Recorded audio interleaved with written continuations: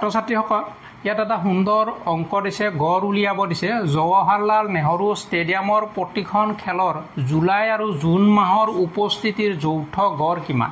June আৰু জুলাইৰ এক্সট্ৰাকে খোজা নাই আমাক খুজিছে কি যে প্ৰশ্নটোত কৈছে জুন জুলাই দুটা কম্বাইন এভাৰেজ যেটো লাগে আমাক হেইটোৰ কথা কৈছে যদিহে জুন মাহত উপস্থিতি মুঠ উপস্থিতি কৈছে হা মুঠ উপস্থিতি দিছে 23100 আৰু জুলাই মাহত মুঠ উপস্থিতি 25200 দিয়া আছে মুঠ উপস্থিতি ইয়াত কোনো ধৰণৰ গড় চৰৰ কথা উল্লেখ কৰা নাই আৰু জুন মাহত মুঠ খেল হৈছে 20খন আৰু জুলাই মাহত খেল হৈছে 22খন যদি আমাক কলহে যে জুন মাহৰ উপস্থিতিৰ গড় বা গড়টো লাগে এই মুঠ উপস্থিতিক আমি মুঠ খেলৰ সংখ্যাৰে হৰণ কৰিলে জুন মাহটো পালো হয় আৰু এই মুঠ সংখ্যাক জুলাই মাহৰ সংখ্যাৰে হৰণ কৰিলে আমি কি পালো হয় তাৰ গড়টো পালো হয় আমাক কৈছে যে উভয় দুখন খেলত জুন আৰু জুলাই মাহৰ মানে প্ৰতিখন খেলৰ যৌথ গড়টো লাগে সো যৌথ গড় লাগিলে আমি কি কৰিম যে এই সংখ্যাটো আৰু এই সংখ্যা মুঠ উপস্থিতিৰ সংখ্যা দুটাক যোগ কৰি মুঠ সংখ্যা দুটাক যোগ কৰি সেই দুটাৰে আমি হৰণ কৰিম কেনে ধৰণে কৰিম গড়টো কেনেকৈ উলিয়াম গড়টো উলিয়াম আমি দিয়া আছে 23100 প্লাস 25200 দিয়া আছে হৰণ খেল দিয়া আছে টোটাল খেল 20 আৰু 22 তো এইটো কৰিলে 4830 2244830 divided by 42 হৰণ কৰিলে 1150 ওলাব অৰ্থাৎ আমাৰ যৌথ গড় আমি জুন আৰু জুলাই মাহৰ খেলৰ মুঠ উপস্থিতিৰ যৌথ গড় ওলাব 1150 পৰিয়ালৰ ককাক আৰু তিনিটা ল'ৰা ছোৱালী আছে ককাকহঁতৰ গড় বয়স 67 ইয়াৰ্ছ মাক দেউতাকৰ 35 ইয়াৰ্ছ আৰু নাতিয়েকৰ গড় বয়স 6 ইয়াৰ্ছ দিয়া আছে কৈছে পৰিয়ালটোৰ গড় বয়স কিমান ইয়াৰ আগত আমি পাইছিলো a আৰু b দুটা গোট হলে এই দুটাৰ a x সংখ্যক থাকিলে আৰু b y সংখ্যক থাকিলে তেতিয়া আমি গড় ওলাও ax + by divided by x + y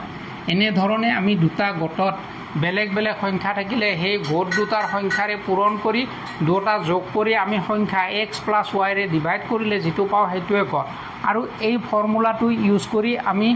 এই অংকটোৰ সমাধান পৰিয়ালটোৰ গড় বয়স উলিয়াব পাৰো আমি পৰিয়ালটোৰ গড় বয়স কেনেকৈ ক'ব পাৰো ইয়াত a কিমান দিয়া আছে a 67 ইয়াৰ্ছ দিয়া আছে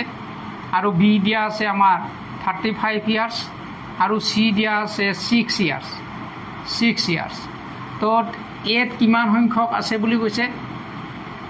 a কিমান সংখ্যক x = কিমান আৰু b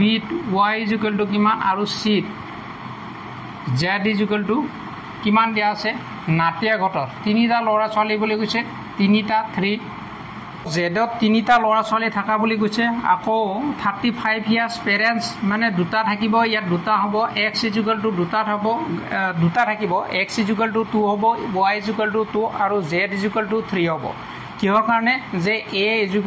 67 ইয়াৰ্ছ অৰ্থাৎ ককাক মানে আইতাক আৰু ককাক মিলি দুটা আছে b পেৰেন্টস মানে মাক আৰু দেউতাক দুটা আছে আৰু চিলড্ৰেন আমাক কৈছে ল'ৰা ছোৱালী তিনিটা আছে তেতিয়াহলে আমাৰ তোৰ গড়টো কেনেকৈ উলিয়াম পৰিয়ালটোৰ গড়টো উলাম ax + by + cz divided by x + y + z ইয়াত ax a আছে 67 * 2 + b আছে 35 * 2 তো c আছিল আমাৰ 6 * 3 তো আমি ইয়াত এড কৰিম 2 + 2 + 3 এড কৰিলো তলত 7 হল আৰু ওপৰত হ'ব 222 222 ক 7 এৰে কৰিলে 31.71 ইয়াৰ্ছ তো পৰিয়ালটোৰ গড় বয়স 31 ইয়াৰ্ছ.71 ইয়াৰ্ছ হ'ব ছাত্ৰ-ছাত্ৰী বন্ধু বান্ধৱীসকল এনে ধৰণৰ ফৰ্মুলা